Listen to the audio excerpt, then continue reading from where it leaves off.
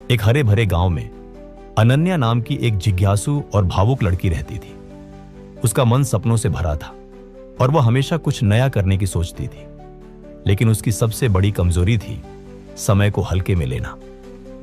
अनन्या की मां कुछ साल पहले गुजर चुकी थी और वह इस बात का पछतावा करती थी कि उसने उनके साथ पर्याप्त समय नहीं बिताया। इसके अलावा अनन्या को एक सुनहरा मौका मिला था। गांव के पास शहर में एक बड़े स्कूल में शिक्षिका की नौकरी। यह नौकरी उसके सपनों को सच करने का रास्ता थी, लेकिन इसके लिए उसे एक कठिन परीक्षा की तैयारी करनी थी और समय बहुत कम था। गांव में एक प्राचीन मंदिर के बारे में एक रहस्यमयी कहानी प्रचलित थी।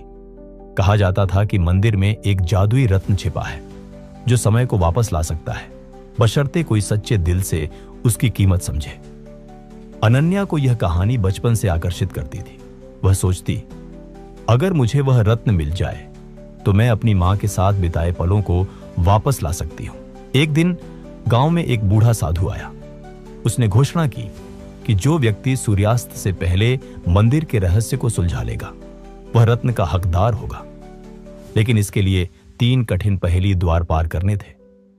अनन्या का दिल जोश और उत्सुकता से भर गया। वह सोचने लगी कि अगर वह रत्न पा लेगी तो शायद वह अपनी मां के साथ बिताए पलों को वापस ला सकती है और नौकरी की तैयारी के लिए भी समय पा सकती है। लेकिन उसने सोचा, पहले थोड़ा आराम कर लूं, दोस्तों से मिल लूं, अभी तो पूरा दिन बाकी है। जब वह मंदिर पहुंची, सूरज ढलने को था। पहला द्वार एक पहेली थी। मैं वह हूं जो कभी रुकता नहीं, पर जिसे कोई पकड़ नहीं सकता। मैं क्या हूं? अनन्या ने तुरंत जवाब दिया, समय। द्वार खुल गया। उसका उत्साह बढ़ा, लेकिन दूसरा द्वार और कठिन था।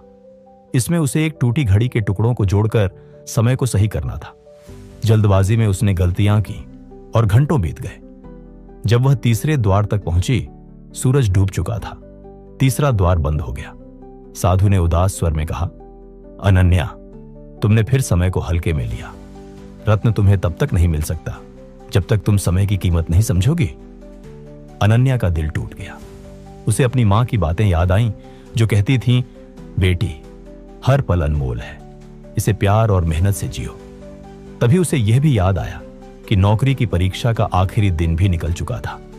उसने समय बर्बाद कर दिया था और अब वह सुनहरा मौका भी चूक गई थी। वह मंदिर के पास बैठकर रोने लगी। उसका मन पछतावे से भारी हो गया। न मां के साथ बिताए पल लौटे, न रत्न मिला और न ही नौकरी का मौका। साधु ने उसे पास बुलाया और एक छोटा सा दर्पण देते हुए कहा, रत्न बाहर नहीं, तुम्हारे भीतर है। समय की कीमत समझो और अब से हर पल को संभालो।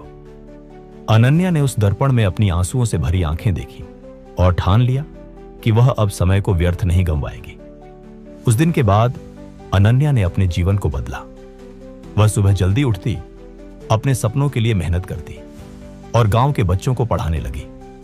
उसने एक छोटा स्कूल खोला जहां वह बच्चों को न केवल किताबी ज्ञान देती बल्कि समय की कीमत भी सिखाती।